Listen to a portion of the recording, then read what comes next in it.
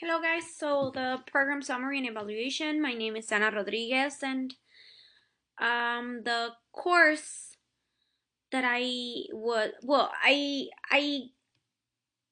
not able to be in charge of a group, so I only was observing a group. I did created a curriculum based on my observation. And so the students were a first year's high school ESL course, and the students were 13 students, 9 females, 4 males. The ages ranges from 14 to 18 years old, the oldest student. And the teacher in charge has already a established curriculum, which has nothing to do with the one that I created. And the majority of the students are Spanish speakers. Like I said, the majority are females. The ages range from 14 to 16. The most of the students are 15 years old, and just one 18, and a few 17. They come from Mexico, China, Puerto Rico, and Honduras. The majority, of course, comes from Mexico. Uh, just one of the students is a Chinese speaker, like I mentioned, the student from China. The rest are Spanish speakers. The method that I applied to gather information was mostly observation, since I mean I was there observing, and so mostly was observation. I was able to interview the students. I was able to interview the teacher in charge as well, and another ESL instructor from the school. So I triangulated the information from the students' goals, and the teachers' goals, and my own personal goals. And the setting, it's like a regular classroom, regular public school classroom, and they have 3 boards to write on and visual input all over the walls. 2 desks for the teacher, one in the middle, that's the one that she uses the most, and they have storage to place their belongings when they are in the classroom. So that's the classroom, you can see. Like I said, there's a lot of visual input, all related to the class. It's all related to like class content. The findings were that the students were similar. Most of them acknowledge their hope to obtain the second language to be able to speak. So their goals were pretty much develop speaking skills. The teacher goals and the student goals weren't the same. The teacher goal was to develop writing skills, uh, basically because of the testing. The pretty much it's what the test for high school students are kind of require them to do. So yeah, so the teacher was aiming the writing skills for the students, and the students prefer activities. I did not expect that. I thought that the students would like to go outside of the classroom to have, I don't know, activities from time to time, but they actually do not feel as comfortable outside the classroom with activities outside the classroom as I expected. And I also was amazed by the students' feelings towards testing, because I thought that they might dislike testing, but they actually enjoy testing, which I thought it was quite odd. And they also mentioned cultural pressure to keep their education, and were all highly motivated to learn the second language. The student lacks, like I said, they the student lacks actually matches their goals. So they thought that they were lacking mostly in like speaking skills, and that was their priority. They also said that they were lacking like grammar skills and writing skills, but that was not as important for them as the speaking skills. And the purpose for the acquisition of the language was mainly professional. They do want to be able to speak in social context, but it was mainly because of the professional aspect of the acquisition of the language. Like I said, they prefer more activities indoors than outdoors, and the majority are like testing, and they feel pretty comfortable when they test. The the curriculum designed was based on the needs analysis and environment analysis that I conducted, and I decided to focus in activities aimed to develop both the speaking and writing skills. So I was basically I based the curriculum in both student goals and teacher goals. Also, I when we conducted the needs analysis, I was able to I was able to observe the students' learning styles and personalities. So I also based those needs and those learning styles into the to build the curriculum that I created.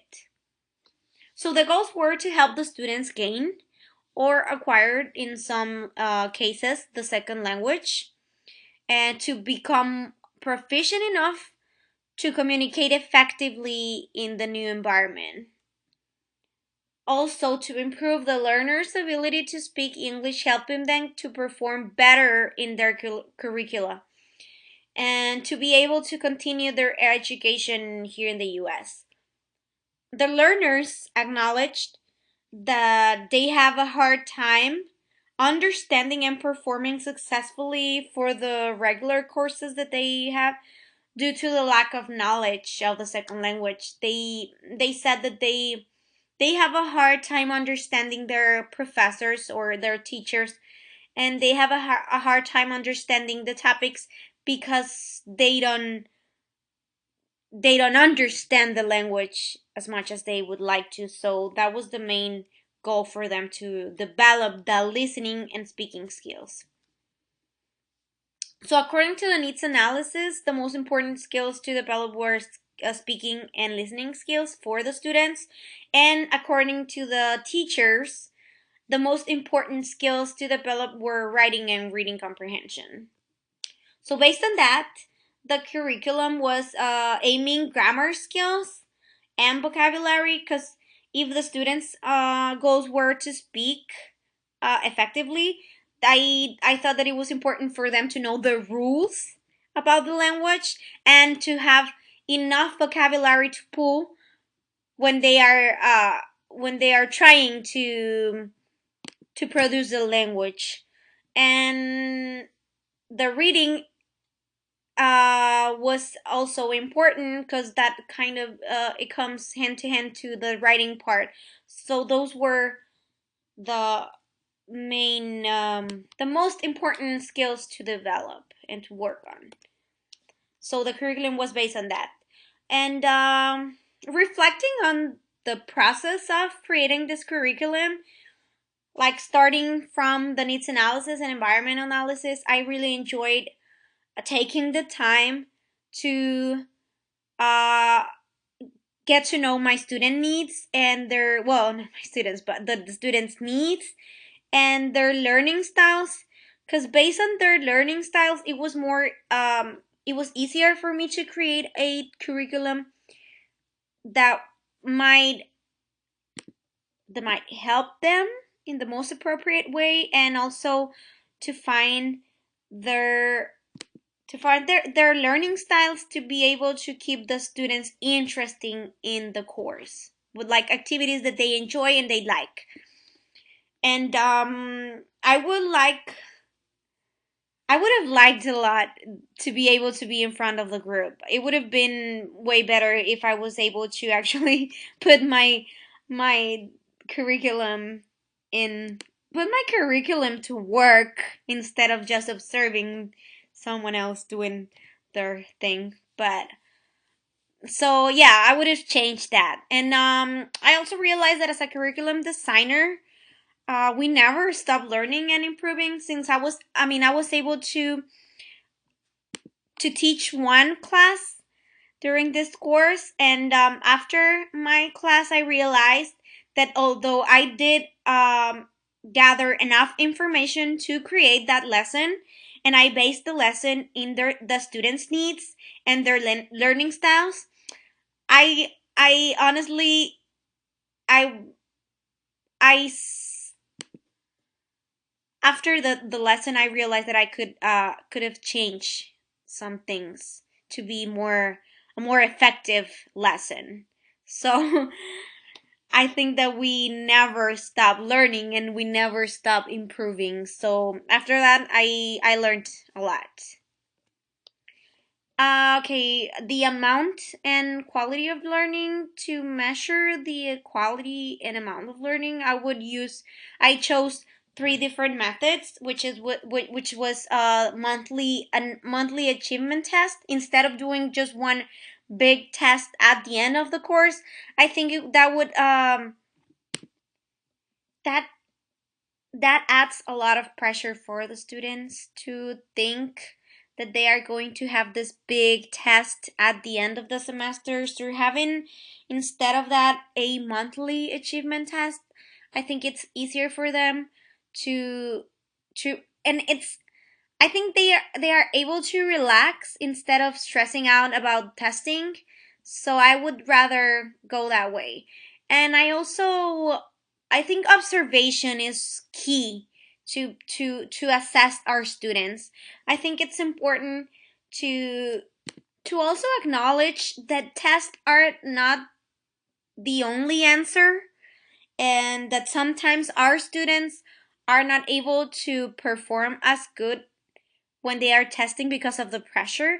So I wouldn't put all my trust in just one test. So I would use observation as well. And for the writing skills, I would use a portfolio at the end of the semester where they gather all of their writing projects, and then we can assess using those three. I think that's the most complete way to assess the students. And the teacher and learner satisfaction, I would conduct surveys and interviews. And I thought that like having your own list of goals and expectations as a teacher, and then having to make the students their own list of goals and expectations from the first day, and and at the end of the semester or course. I think then we can both uh check mark if those goals and expectations were met, both as a teacher and then the students. And if they were not met, then to find out how is that we can improve that, both the students and the teachers. So we can revise at the end of the semester. We can revise our curriculum, and then reflect on what we thought it went wrong, and or it could have been better. And then we can reflect on that, write our notes, and make sure to improve for the next semester. And then for the students to reflect as well and write for us what they thought went great, and what was that, like the activities that they thought that it weren't successful for them, so we can change. And for later success of the graduate students from the course, I would say that just keep track of it. I mean, if they're willing to just keep track on the student's success. In, for example, if you have the students in like first grade, if you can try to keep track on them in second grade, so that would be what I would do. Also, if you don't have the students anymore, then you can ask which one of the students are willing to provide, I don't know, contact information to keep track on their success. Because I think that sometimes students perform better when they are out, you know, when the pressure is done and like the grades were done. So I would try to keep in contact with some of the students. Well, that was it, guys. Thank you so much for taking the time to watch my presentation, and I hope you all have a great summer. Thank you.